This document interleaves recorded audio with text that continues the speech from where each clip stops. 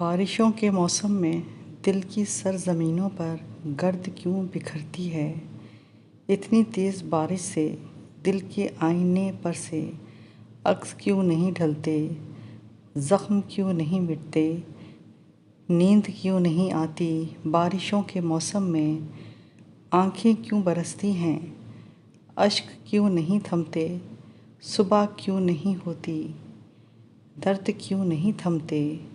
بارشوں کے موسم میں، بارشوں کے موسم میں یہی سوچ کر تم بھلا دو خطائیں،